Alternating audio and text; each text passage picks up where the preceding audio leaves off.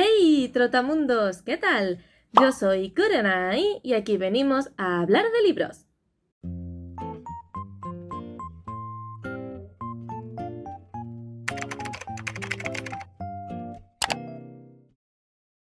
Las redes sociales son una herramienta maravillosa, pero a veces nos causan mucho mal como lectores, porque tener redes sociales y seguir a lectores implica que no podemos escapar del hype que generan algunos libros. Hay libros que de repente se hacen famosísimos, ya sea por TikTok, por Twitter, por Instagram, y que de repente sale un libro al mercado, todo el mundo se vuelve loco, todo el mundo lo quiere leer, a todo el mundo le maravilla, o a veces simplemente hay alguien que redescubre un libro y empieza a hablar de él y empieza a generar hype y la gente se lo empieza a leer y etcétera, etcétera. ¿Qué os voy a contar que no sepáis? El caso es que muchas veces, supongo que a vosotros también os habrá pasado, porque sois personas de carne y hueso, nos leemos libros que hemos visto hasta en la sopa, que hemos visto por todas partes, que todo el mundo habla maravillas de ellos, libros que tienen el hype por las nubes, y nos resulta muy complicado, si no imposible, evitar unirnos a esa montaña de hype. Nos sentimos muy tentados a querer leer el libro en cuestión y entender por qué a tanta gente le está gustando y, seamos sinceros, participar también de ese hype, porque no hay mejor sensación que cuando te lees un libro y te maravilla, te encanta, te obnubila y tú mismo te unes a esa espiral de decirle a la gente tienes que leerte este libro porque es una maravilla. El problema es que eso no siempre sucede. Hay veces que nos leemos libros que tienen un hype altísimo y nos quedamos en plan, vale, ¿de verdad? ¿Hay tanta gente a la que le ha gustado este libro? Y nos quedamos un poco chafados porque un libro que se supone que nos iba a encantar, porque se supone que a todo el mundo le está encantando, de repente a nosotros no nos gusta. Y de eso es de lo que vengo a hablar hoy. De varios libros que me leí por el hype que tenían o directamente porque me los recomendaron muchísimo, porque me dijeron muchísimo Kurenai, te los tienes que leer que seguro que te va a gustar, y Kurenai se los leyó y a Kurenai no le gustaron. No los he ordenado de ninguna forma, simplemente me he hecho aquí una lista de libros que quiero mencionar, así que no van a ir de más decepción a menos decepción ni nada así, sino simplemente voy a ir soltando los títulos y voy a contaros cuál es mi opinión. El primero del que quiero hablar, que no va a sorprender a nadie que esté en esta lista porque además es un libro del que he hablado recientemente, es una saga más bien de la que me he quejado recientemente, y es Aleación de Ley, que es la primera parte de la segunda era de Nacidos de la Bruma de Brandon Sanderson. Se me ha olvidado deciros que aquellos libros que tengan reseña en el blog la dejaré abajo en la cajita de la descripción, y los que no tengan reseña os dejaré enlazado el vídeo donde hablo de ellos, porque aquí no me voy a detener a explicar de qué va cada novela. A lo que íbamos, Aleación de Ley. Este libro tiene muchísimo hype simplemente porque es Brandon Sanderson, porque a todo el mundo, o casi todo el mundo que lee a Sanderson le flipa, y ya sabemos que los fans de Brandon Sanderson son un poquito pesados. Yo aquí me incluyo, aunque no soy tan cansina como otra gente. A cualquier fan de Brandon Sanderson le encanta todo lo que escriba Brandon Sanderson, y para mi desgracia yo no puedo incluirme en ese grupo porque, aunque sí que es verdad que me gusta mucho lo que escribe Sanderson, Sanderson tiene sus cosillas, Sanderson no es perfecto, Sanderson también tiene sus flops, y la segunda era de Nacidos de la Bruma es un claro ejemplo para mí. En este caso iba con doble hype, más que nada porque a mí la primera era me flipó, ya lo sabéis, esa trilogía es de mis mejores lecturas y de mis libros favoritos de este autor, con lo cual yo tenía las expectativas altísimas cuando me metí en la segunda era porque yo estaba esperando que me gustara tantísimo como la primera. Y no solo eso, sino que, como digo, a los fans de Sanderson les flipa cada cosa que escribe este señor y solamente estaba escuchando cosas positivas de esta segunda era, y como ya sabréis, porque he hablado muchísimo de estos libros en el canal, el primer libro es el peor de los cuatro. Por suerte esta saga va evolucionando y va mejorando conforme vamos avanzando en ella, no demasiado porque los errores que comete en el primer libro los sigue cometiendo en el resto, al menos en mi opinión, pero bueno, sí que se va notando una evolución conforme vamos avanzando en los cuatro libros, pero es que si lo comparamos con primera era es que yo no puedo con esta saga. Primero me costó muchísimo asimilar el cambio de tono que le da Sanderson a esta historia, me costó muchísimo conectar con los personajes, me costó muchísimo conectar con que me cayeran bien, porque prácticamente ninguno de ellos me caía bien excepto los personajes femeninos, que además ya sabéis, porque lo he comentado muchísimas veces, estos personajes femeninos tienen muchísimos problemas. No me convencía la trama, no me convencía lo que me quería contar Sanderson, no me convencía que estos libros fueran de fantasía y prácticamente no hubiera fantasía. En fin, ya sabéis lo que opino de esta segunda era porque lo he dicho muchísimo, así que no me voy a enrollar con estos libros, pero de verdad que yo creo que estos libros han sido una de mis grandes decepciones con Sanderson, junto con Citónica, porque yo tenía el hype por las nubes, en este caso no solamente por el hype generalizado entre los lectores, sino por mis propias expectativas con respecto a la era anterior, y de verdad que me llevé un fiasco impresionante.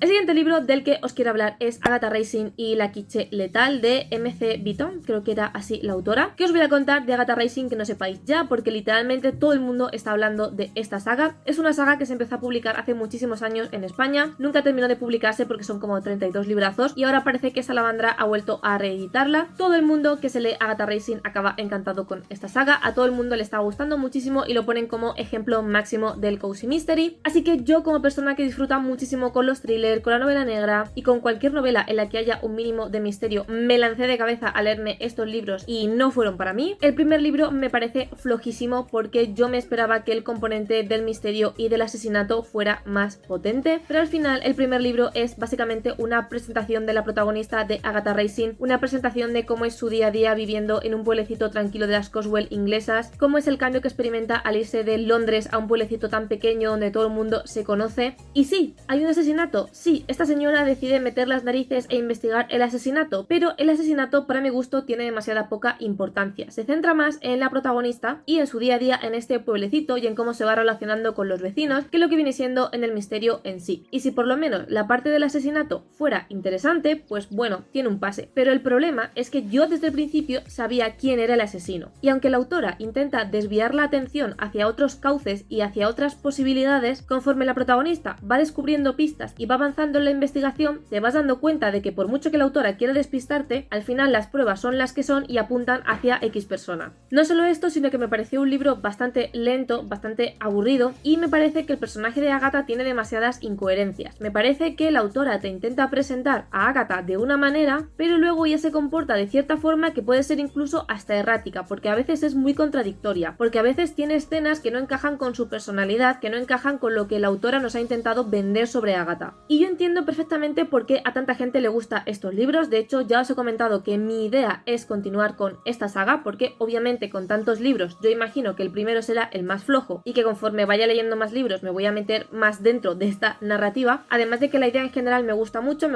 la idea del cozy mystery, me gusta mucho cuando la persona que investiga un asesinato no es profesional en el ámbito y lo hace con sus medios. Además también es verdad que el escenario que se nos presenta es como muy bucólico, muy bonito, muy tierno, y como que el concepto de cozy mystery y el concepto que nos vende este libro a mí me gusta mucho y estoy súper dentro, pero el problema para mí con esta novela es, como ya he dicho, que no me gustó la protagonista, que me pareció un libro muy lento donde el asesinato no tiene la relevancia que yo esperaba y además que yo ya sabía desde el principio quién se había cargado al señor, con lo cual pues eso le quita también mucha parte de la magia.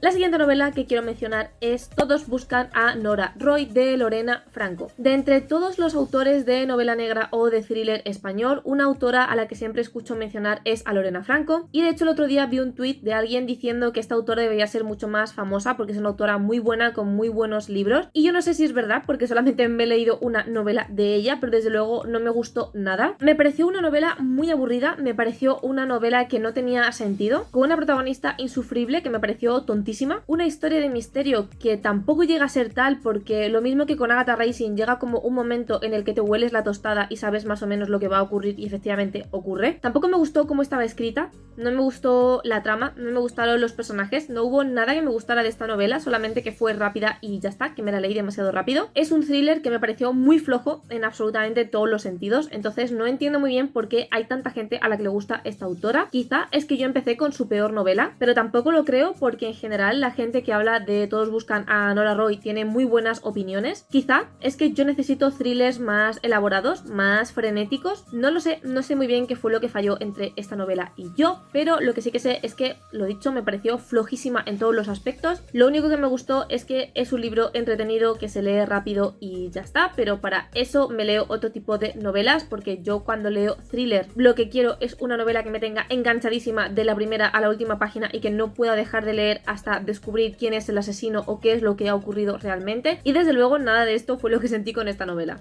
La siguiente novela de la que os quiero hablar probablemente me linchéis, sí, lo sé, soy muy consciente, pero ¿qué le voy a hacer? Soy así, lo siento, y es El retrato de Dorian Gray de Oscar Wilde. Mi problema con El retrato de Dorian Gray creo que es exactamente el mismo que con La leyenda de Sleepy Hollow, de la que ya os hablé en este vídeo que os dejaré por ahí, y es que yo tenía una idea preconcebida de lo que me iba a encontrar en Dorian Gray, tanto por las adaptaciones que han hecho muchísimas de esta novela, como por el imaginario colectivo que tenemos como lectores lectores o como personas de cultura en general, porque creo que aunque no leas, sabes quién es Dorian Gray. Y ese imaginario como que no se ciñe 100% a lo que es realmente la novela. Es decir, todos tenemos esta idea de Dorian Gray, el muchacho jovencísimo, guapísimo, que hace un pacto con el diablo para no envejecer y para que todas las heridas o todo el desfase que vive en su día a día quede reflejado en un retrato suyo y a él no le pasen factura ninguno de estos excesos, con lo cual puede beber todo lo que quiera, puede irse de fiesta, puede hacer lo que quiera en su vida, porque cualquier cosa que perjudique a su cuerpo no le va a perjudicar a él, sino a este retrato suyo. Y bueno, sí, el libro va de eso, pero el libro tiene muchísimas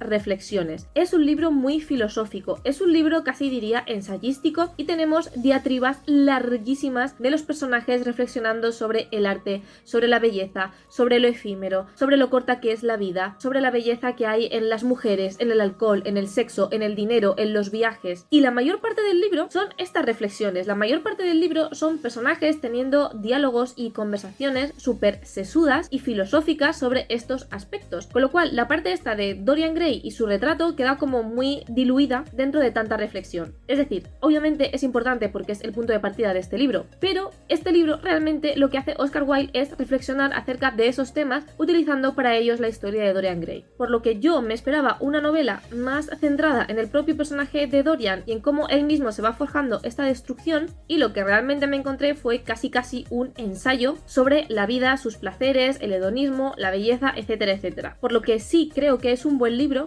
pero es un libro al que tienes que adentrarte sabiendo exactamente lo que te vas a encontrar para que básicamente no te pase como a mí. Y ya el último libro que quiero mencionar aquí, que es un libro que en su momento cuando se publicó en España por primera vez tuvo muchísimo hype y ahora que se está reeditando vuelve a tener otra vez todo ese hype y todo el mundo vuelve a hablar de él y todo el mundo dice que es una maravilla y a mí no me lo pareció, es Trono de Cristal de Sarah J. Maas, la primera parte de la saga con el mismo nombre. Trono de Cristal sabéis que fue una de mis peores lecturas del año en el que lo leí, que no recuerdo cuándo fue, creo que fue hace ya como 2 años o una cosa así, y me lo leí porque es Sarah J. Maas, es la diosa de la fantasía juvenil Sarah J. Maas. Yo ya me había leído su saga de Acotar,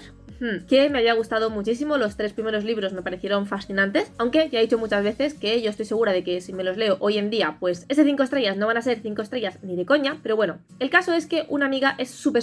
fan de Trono de Cristal y me dijo, tienes que leerte Trono de Cristal, y como yo ya me había leído Acotar y me encantó, dije, venga va, voy a aprovechar que lo estaban reeditando, que la gente está volviendo a hablar de Trono de Cristal, que la gente está volviendo a decir, madre mía, Sarah J. Maas, eres una diosa, y me voy a animar y me lo voy a leer. El primer libro es malísimo, está fatal escrito, tiene unos personajes horribles, tiene una trama inexistente y súper mal construida. Selina es uno de los personajes más insoportables que he visto nunca, llega al nivel de Clary de Cazadores de Sombras, e imaginaos para que yo diga eso, se supone que tenemos a una protagonista que para empezar tiene 18 años y que para continuar se supone que ha tenido una vida durísima que, hablando mal y pronto, la ha hecho madurar a hostias. Y en realidad Selina es una niña de 13 años con una pataleta constante que es insoportable, que no se aguanta ni ella y que hizo que mi lectura de este libro fuera insufrible. Si a eso le añadimos que está fatal escrito o no, lo siguiente, que la trama tiene más agujeros que un queso de Gruyère, que tienes que creerte que hay fantasía porque te lo dice la autora, no porque realmente haya, y un largo etcétera de errores, yo con este libro me di un ostión que ni os lo imagináis, porque claro, me pasaba un poco igual que con Sanderson, yo iba con las expectativas altísimas porque me había leído Acotar y me había flipado, la gente decía que de Sarah J. Maas su mejor saga era Trono de Cristal, así que imaginaos mi cara cuando empecé a leerme el primer libro y me encontré esto. También es verdad que es que la gente es muy cachonda y yo después de leerme este primer libro y decir, madre mía, no puede ser que tenga la realidad tan distorsionada como para que a tanta gente le guste este libro, ya empecé a preguntar a mi amiga que me lo recomendó y a ver comentarios de más gente y todo el mundo dice, no, es que esta saga es buenísima a partir del tercero. Y yo me quedé con un palmo de narices en plan, cojonudo, me dices que me lea el primer libro y luego me dices que toca aguantar hasta el tercero porque es el tercero donde mejora, tócate las narices. A mí eso que queréis que os diga me da mucha rabia. O sea, lo entiendo, porque me ha pasado y porque yo también recomiendo sagas que a veces digo, bueno, a ver, el primero es el más flojo pero luego mejora. Pero leche, es que decir que Trono de Cristal es flojo es quedarse cortísimo. Pero he de decir, para mi alegría, que como ya os he comentado, me he leído hasta el segundo y el segundo me gustó bastante más. El segundo mejora bastante con respecto al primero. Sigue sin ser una maravilla, pero bueno, por lo menos veo esa mejoría y veo esa evolución, así que ahora sí que es verdad que tengo muchas más ganas de retomar esta saga. Ya tengo el tercero en mis estanterías, así que a ver si me pongo pronto con él, porque si la gente dice que a partir del tercer libro esta saga es la caña y yo voy por el segundo y ya me ha gustado bastante más, pues tengo ciertas expectativas. Y hasta aquí algunos de los libros que me leí por el hype tan grande que tenían, por la fama tan grande que tenían en redes sociales y que a mí no me terminaron gustando, más bien al contrario me terminaron defraudando bastante. Contadme cuáles son aquellos libros que os leísteis por el hype y al final terminaron siendo un auténtico fiasco. Recordad que podéis seguirme en mis redes sociales, Twitter, Instagram y el blog, donde voy reseñando de una manera mucho más detallada todo lo que leo. Si os ha gustado este vídeo, que os gusta el contenido de mi canal, no os olvidéis de suscribiros. Os recuerdo que vídeo todos los sábados a las 6 de la tarde, hora española. Muchísimas gracias por estar un día más conmigo y nos vemos en el próximo vídeo.